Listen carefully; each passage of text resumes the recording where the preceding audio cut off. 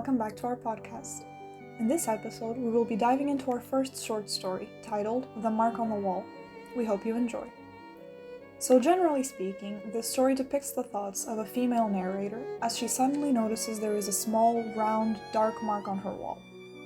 From then on, she becomes fascinated with this mark, and looking at it allows her mind to wander through different concepts. What later reveals to only be a snail on her wall leaves room for many thoughts.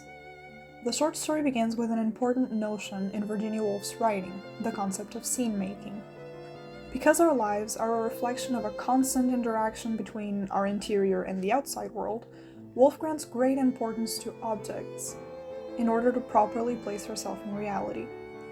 Therefore, her memory of the first time she saw that mark on the wall comes from a line of different aspects in the scenery she was in at the time, like the fire, the cigarette smoke, the crimson flag, etc. She moves on to talk about how pointless it would be to actually get up and look at the mark up close, because once something has happened, there's no way to go back. This illustrates the, quote, ignorance of humanity she speaks of. Humans are simply dragged through their lives, losing what they once had in every step of the way. Classifying identity as something concrete becomes increasingly difficult. We aren't what we possess, because, as the narrator clearly explains, our possessions are ephemeral, and our lives move too fast and mercilessly, leading our thoughts to so swiftly move from one object to another, as she says in the text.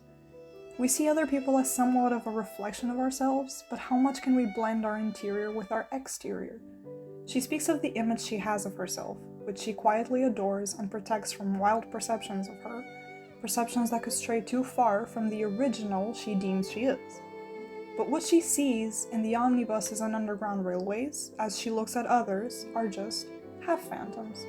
It's purely their exterior, the quote shell that remains when romanticized images we have of ourselves are shattered. It's what everyone else can see, and what everyone writes about in their attempt to depict reality. It's pure generalization. Woolf tries to break from that generalization, which shows in how she writes Streams of Consciousness. She gives the individual a chance for their interior voice to coexist with their exterior. Generalization is what leads to norms and social constructs.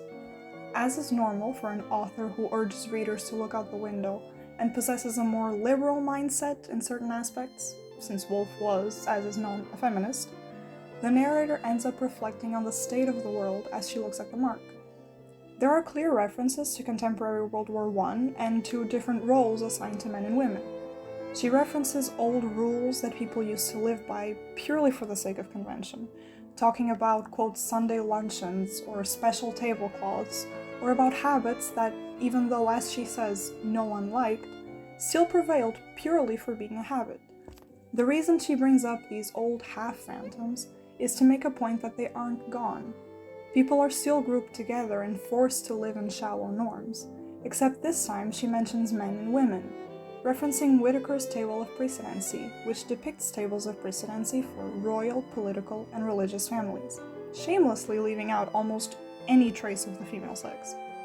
She also imagines an antiquary, granting him very deep and philosophical thoughts, while his wife's main concerns are simply making plum jam and cleaning out the study. As the story ends, she refuses to stand and analyze the mark on the wall, because she believes knowledge for the sake of knowledge is pointless. Everyone comes from those simple witches and cavemen, and wanting to categorize and know everything in the world, keeping things in documents and lists and tables, just limits what a raw, free mind could actually conjure up. Finally, she's fully lost in her thoughts. The mark on the wall was serving as a distraction from everything she knows is wrong in the world, but it no longer works, and her mind is scattered. Here we see the narrator ask herself many questions, the inside self communicating with the outside self as a trademark of Woolf's writing.